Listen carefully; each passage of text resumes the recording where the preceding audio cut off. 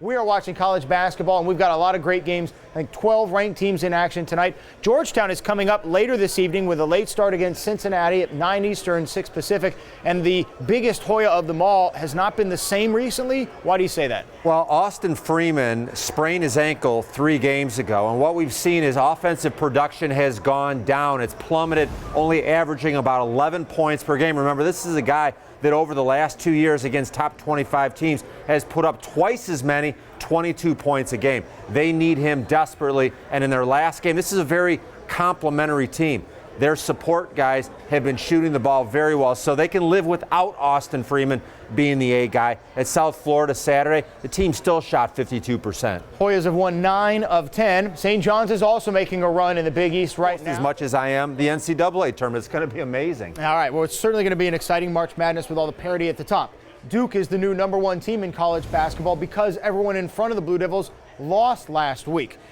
The Blue Devils tonight have just 3 assists on 10 field goals, shooting just 37%, Tim, and yet they lead Temple, a ranked squad, 31-24. How do you explain it? Well, there's a couple of things. And before we go there, let me throw this out. I think that Duke and San Diego State are both going to be #1 seeds in the NCAA tournament. The reason I say that is because they are in a position where they're the best teams in their conference. I think San Diego State will beat BYU twice in the Mountain West. Now, the reason I think that Duke is so good is because of the fact that they share their offensive responsibilities. Singler and Smith have not shot the ball as well in this game. However, they have enough complementary parts. Part of the reason that those guys are not shooting well is the other teams are so loaded up to stop them.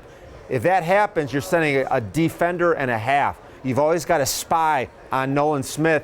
That makes Seth Curry wide open. Andre Dawkins gets a higher caliber of shots. There's not as much help blocking out to keep the Plumlees and Kelly off the boards.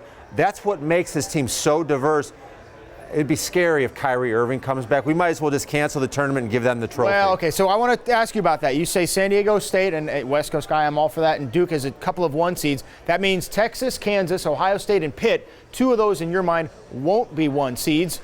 Which of those 4 schools are out? Texas, Kansas, Ohio State, Pitt. Well, I think that in the Big 12, you're going to see Kansas and Texas get beat up a little bit as the home stretch goes. I think that Kansas State is playing a lot tougher now. Texas A&M is capable. You saw Nebraska knock off Texas. I think that the Big 12 is going to feed upon each other. Also, I don't see Pittsburgh running the table. Ashton Gibbs is trying to get back healthy. I think that you're going to see the Big East and the Big 12 beat each other up. All right, well, if that happens and Duke and San Diego State get the 1 seeds, then it certainly comes into play where you play in those first-round games, where those Sweet 16 games are, and how much of a home court advantage they are. All right, so let's work our way around the world of college basketball right now. We've talked about Georgetown. Let's talk Big 12. Baylor, Missouri, certainly 2 teams we've got our eye on here on Buzzer Beater tonight. They're playing tonight at Missouri, 9 Eastern on ESPN2. When the Tigers and Bears tip off, Missouri's 16-0 at home. What do you expect to see? Well, they're high energy. On the road, they're like a 60-watt light bulb. They just don't seem to bring the brightness offensively. I think that Missouri has amazing guards. Marcus Denman, Kimmy English are high-level scorers. They seem to feed off their crowd, and it's a frenetic pace, junkyard dog approach. They attack people, and they're physical, and they're confrontational. The faster they play, the better. And I always feel like with Missouri, the number is 75.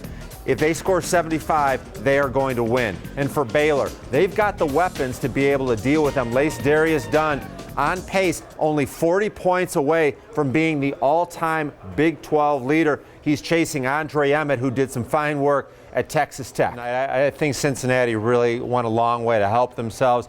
A team like Michigan, they didn't get it done. Colorado State, Baylor, Nebraska, Florida State, all teams that have no complaints if they don't get in because they're having opportunities, they're not finishing.